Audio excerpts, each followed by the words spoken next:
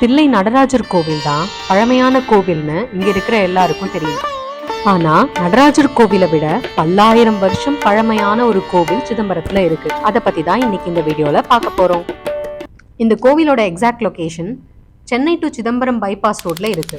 சிதம்பரம் நடராஜருக்கு மொத்தம் 8 சாஸ்தாக்கள் இருக்காங்க. சாஸ்தா கோயில் எல்லாத்துலயுமே உருவ வழிபாடு இருக்கு. ஆனா 8 சாஸ்தாக்கள்ல முதன்மை சாஸ்தாவா கருதப்படுகிற சாஸ்தாவுக்கு உருவம் கிடையாது. அவர் அரூப வடிவுல இருக்காரு. அதுதான் இந்த பிரம்மராயர் கோவில்.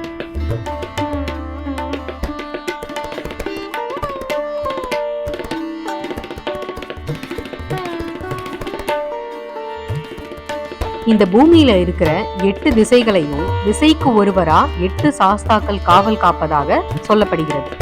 அரூப சாஸ்தா, பால சாஸ்தா, ருத்ர சாஸ்தா, தர்ம சாஸ்தா, எரிமேலி சாஸ்தா, ஆகாச சாஸ்தா, ஆலப்புழா சாஸ்தா, கால சாஸ்தா. இதுதான் அந்த 8 சாஸ்தாக்கள்.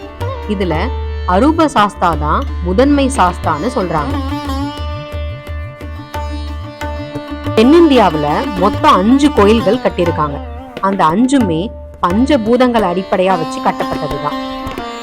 ஆகாயம், காற்று, நெருப்பு, நீர், அதுக்கப்புறம் பூமி. இது பௌதிக உலகத்தை மட்டும் இல்லாம எல்லா உயிர்களிலும் ஆற்றல் மிக்க குணங்களை குறிக்குதுன்னு சொல்றாங்க. இந்த எல்லா கோயிலுமே சிவபெருமானுக்கு அர்ப்பணிக்கப்பட்ட கோயில்கள். முதல்ல சொன்ன ஆகாயம் அப்படிங்கிறது சிதம்பரம். 2வது விமானம் காளஹஸ்தி கோயில் திருப்பதிக்கு பக்கத்துல இருக்கு. 3வது நெருப்பு திருவண்ணாமலையில தீபம் ஏத்துறோம்ல, அது அதை குறிக்குது. நீர் திருச்சிக்கு பக்கத்துல இருக்கிற ஜம்புகேஸ்வரர் கோவில்ல இருக்கு. பூமி காஞ்சிபுரம் ஏகாம்பரேஸ்வரர் கோவில். பிரம்மராயர் கோயிலோட சிறப்பு என்னன்னா, அரசர் நடராஜரோட முதன்மை சாஸ்தாவா இருக்கிற இந்த பிரம்மராயர் அவர்கிட்ட மக்கள் முறையிடும் போது அவங்களுடைய பிரச்சனைகளை நடராஜர் கவனத்துக்கு கொண்டு போறவரே இந்த பிரம்மராயர் தான்.